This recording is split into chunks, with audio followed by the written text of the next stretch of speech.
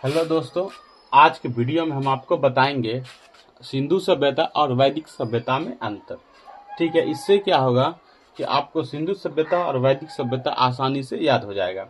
ठीक है, दोनों में क्या क्या फर्क था आज हम बताते हैं सिंधु सभ्यता। ठीक है, तो एक तरफ हम लिख देते हैं सिंधु सभ्यता और एक तरफ लिख देते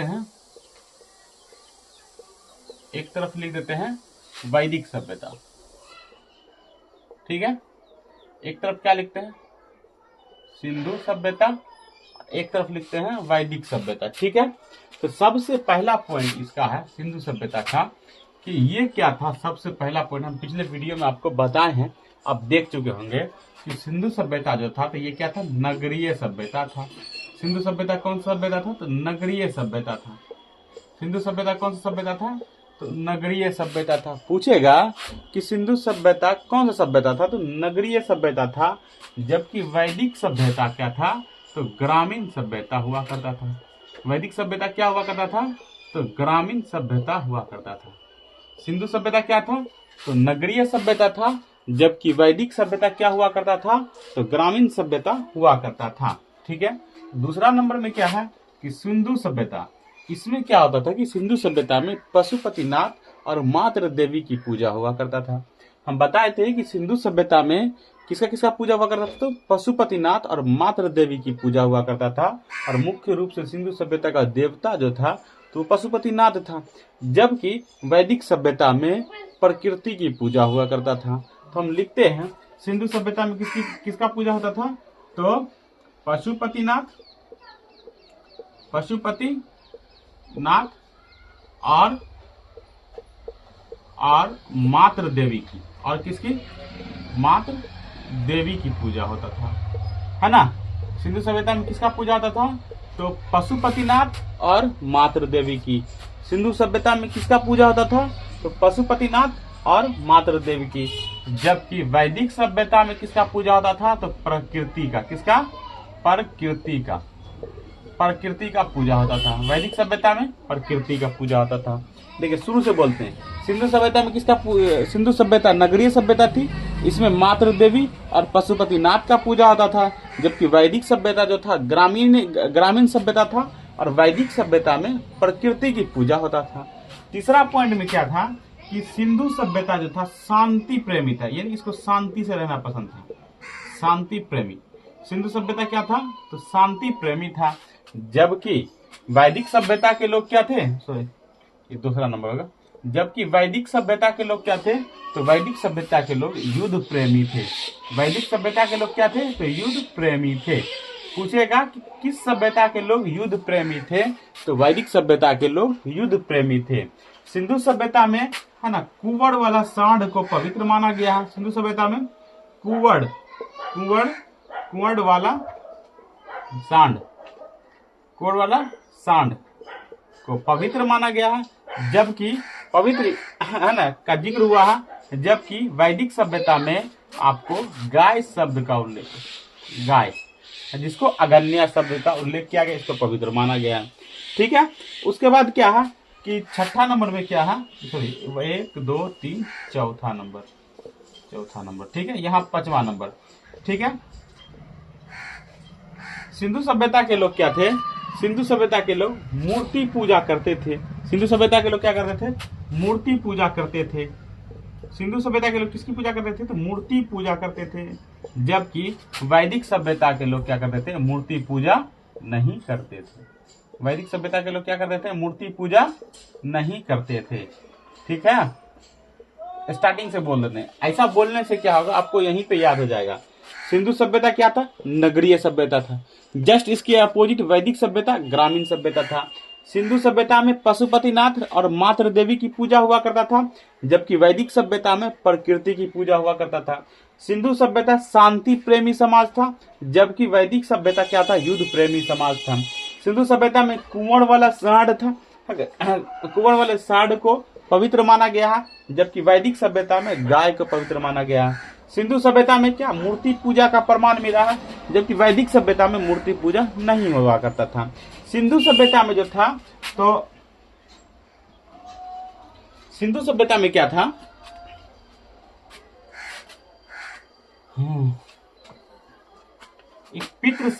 मात्र सत्तात्मक समाज था, मात्र सत्तात्मक मात्र सत्तात्मक समाज था इसका। जबकि वैदिक सभ्यता में क्या था, तो वैदिक सभ्यता में पितृ सत्तात्मक समाज था। क्या था? पितृ सत्तात्मक समाज हुआ करता था। क्या हुआ करता था? तो पितृ सत्तात्मक, वैदिक सभ्यता में कौन समाज हुआ करता था? तो पितृ सत्तात्मक समाज हुआ करता था। कौन सत्तात्मक? पितृ सत्तात्मक समाज हुआ करता था। क्लियर? यहां तक कोई दिक्कत नहीं। देखिए स्टार्टिंग से फिर से, सिंधु सभ्यता नगरीय सभ्यता था। सिंधु सभ्यता युद्ध पशुपतिनाथ और माता देवी की पूजा होता था। सिंधु सभ्यता में क्या था? शांति प्रेमी समाज था। सिंधु सभ्यता में कुंवर वाला सांड का जिक्र हुआ है। सिंधु सभ्यता में मूर्ति पूजा हुआ करता था। सिंधु सभ्यता जो था तो मात्र सत्तात्मक समाज था। जबकि इसके अपोजिट क्या है कि वैदिक सभ्यता मतलब ग्रामीण है ना, ये ग्रामीण सभ्यता था। और वैदिक सभ्यता में प्रकृति पूजा हुआ करता था। वैदिक सभ्यता के लोग युद्ध प्रेमी थे। वैदिक सभ्यता में गाय है ना, जानवर है ना, गाय को क्या गया? पवित्र माना गया है। वैदिक सभ्यता में मूर्ति पूजा का प्रमाण नहीं मिला है। वैदिक सभ्यता जो था तो पितृ सत्तात्मक समाज है ना, समाज का था। वैदिक सभ्यता क्या था? पितृ सत्तात्मक समाज का था। ये आपको क्या हो गया? सिंधु सभ्यता और वैदिक सभ्यता में आपको क्या निकल गया? अंतर। एक बार आप मेरे साथ बोलिए। यहां तक कोई दिक्कत नहीं। सिंधु सभ्यता और वैदिक सभ्यता में अंतर क्या था कि सिंधु सभ्यता नगरीय सभ्यता था। सिंधु सभ्यता में क्या था? पशुपतिनाथ और माता देवी की पूजा हुआ करता था। सिंधु सभ्यता शांति प्रेमी समाज था। सिंधु सभ्यता में कुंवर वाला सांड को पवित्र माना जाता था। सिंधु सभ्यता क्या है? मूर्ति पूजा हुआ करता था। सिंधु सभ्यता है ना, मात्र सत्तात्मक समाज का था।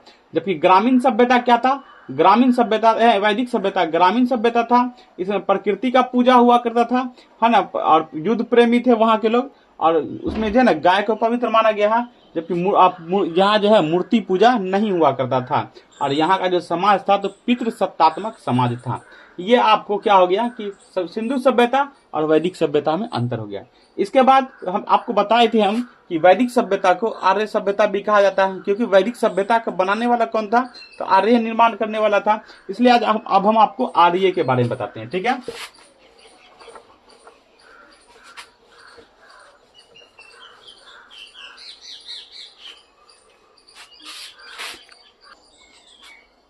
देखिए आर्य, आज हम आर्य, अब इसके बाद हम किसके बारे में बताएंगे आपको? आर्य के बारे में। ठीक है? आर्य का क्या था कि मूल निवास है ना, आर्य कहाँ से आया था? बहुत अलग अलग विद्वान का अलग अलग कहना था। जैसे मैक्स मूलर का कहना था कि आर्य कहाँ से आए थे? तो मध्य प्रदेश से आए थे। उसी प्रकार से बाल गंगाधर तिलक का कहना था कि आर्य जो आए थे तो उत्तरी ध्रुव से आए थे। यानी कहने का मतलब यह है कि आर्य कहाँ से आए थे? अलग अलग विद्वान का क्या था कि अलग अलग कहना था। पहले आप उसको जान लीजिए। ठीक है? तो सबसे पहले हम एक तरफ लिखते हैं, है ना, विद्वान। ठीक है ना? उसके बाद क्या लिखते हैं? मूल स्थान। ये मूल स्थान विद्वान का नहीं है, ये मूल स्थान जो आर्य का बता रहे। ठीक है ना? मूल स्थान। ठीक है? सबसे पहला नंबर पे हम आपको बोलते हैं कि आर्य मैक्स मूलर क्या कहा था? मैक्स मूलर क्या कहा था? मैक्स मूलर, नाम बोलिए मेरे साथ, आपको यहीं पे याद हो जाएगा। मैक्स मूलर ये क्या कहा था कि आर्य का जो मूल स्थान था तो मध्य एशिया था। क्या था? आर्य का मूल स्थान क्या था? मध्य एशिया था।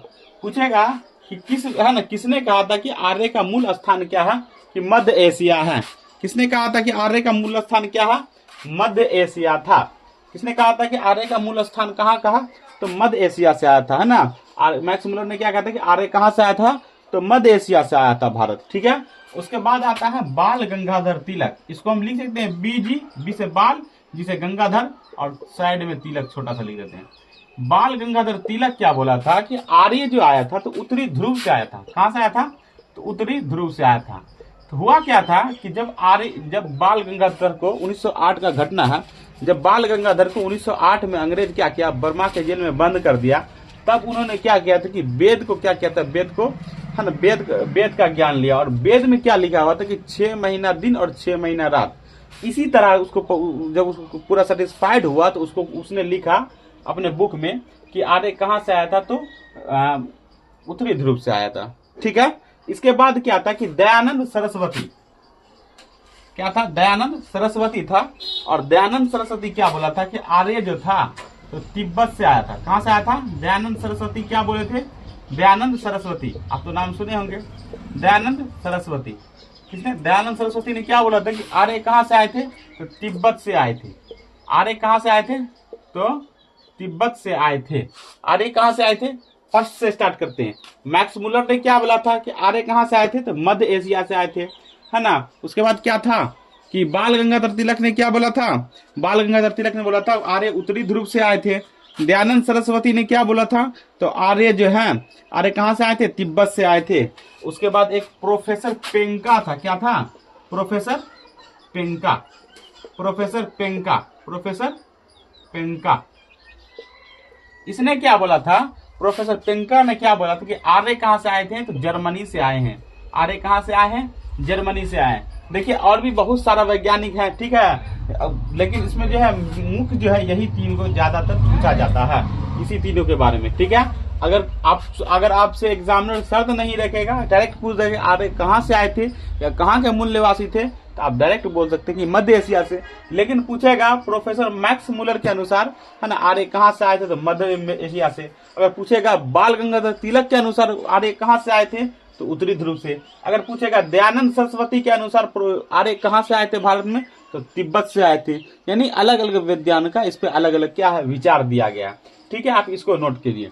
इसके बाद हम आपको बताते हैं आर्य के और कुछ बारे में। ठीक है, इसको मिटा देते हैं।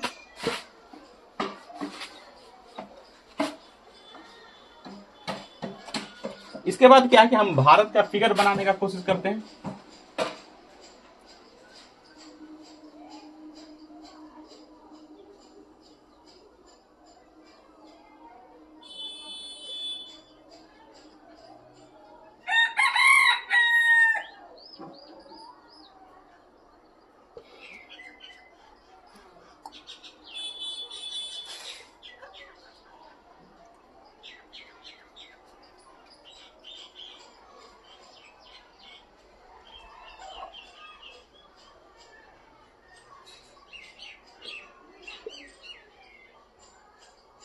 ठीक है, मान लीजिए ये हम आपको भारत बना दिए। ठीक है, ये आपको क्या बना दिए, भारत बना दिए। ठीक है, तो कहने का मतलब क्या था कि आज ये यहां से जो ये जो प्रदेश है, यहां से यहां तक का, ठीक है, और इस प्रदेश को क्या कहते हैं कि सैंधव प्रदेश कहते हैं। इस प्रदेश को यहां से यहां तक का उस समय जो कहा जाता था, उसको क्या कहा जाता था ना, सैंधव प्रदेश कहा जाता था। क्या कहा जाता था, सैंधव प्रदेश कहा जाता था। इसको क्या कहा जाता था, सैंधव प्रदेश कहा जाता था। क्या कहा जाता था, सप्त सैंधव प्रदेश कहा जाता था। क्या कहा जाता था, सप्त सैंधव प्रदेश कहा जाता था। इसको क्या कहा जाता था, सप्त। उस समय में ये क्या है ना, वैदिक काल के समय का बात बता रहा है आपको। तो उस समय क्या बोला था, इसको सप्त सैंधव प्रदेश कहा जाता था। और क्या हुआ था कि ये जो सप्त सैंधव प्रदेश का मतलब क्या होता है कि सप्त सैंधव प्रदेश, सप्त सैंधव प्रदेश। ठीक है, यानी इसका मतलब हुआ कि सिंधु और उसकी नदी से मिलकर ये क्षेत्र जो वो था, सहायक नदियों से मिलकर ये क्षेत्र क्या था, बना था। और आर्य जो आए थे, ये आर्य, ठीक है ना, ये आर्य ईरान के हिंदू कुश पर्वत के, है ना, खैबर दर्रा से होकर आए थे। कहां से आए थे, आर्य कहां से आए थे, ईरान के हिंदू कुश पर्वत के खैबर दर्रे से होते हुए भारत आए थे। पूछेगा कि आर्य का भारत कहां से प्रवेश किए थे, तो ईरान से होते हुए हिंदू कुश पर्वत के खैबर दर्रे से भारत आए थे। आर्य कहां से आए थे, तो ईरान, है ना, ईरान से होते हुए हिंदू कुश पर्वत के, है ना, खैबर दर्रा से भारत में प्रवेश किया था।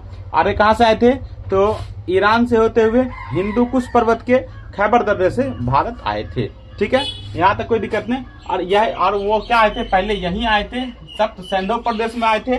और उसके बाद क्या हुआ, वो चारों ओर धीरे धीरे क्या हुआ, फैल गया। उसके बाद क्या हुआ, चारों ओर धीरे धीरे फैल गया। ठीक है, ये आपको आर्य के बारे में हो गया। और क्या हुआ था कि देखिए,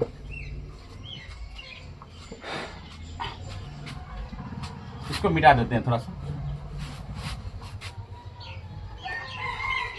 ठीक है, आर्य क्या था, कि ब्राह्मण, उसके बाद क्या आता है क्षत्रिय, उसके बाद क्या है वैश्य, उसके बाद क्या था शूद्र, ठीक है ना। उसके बाद क्या था शूद्र, ठीक है ना।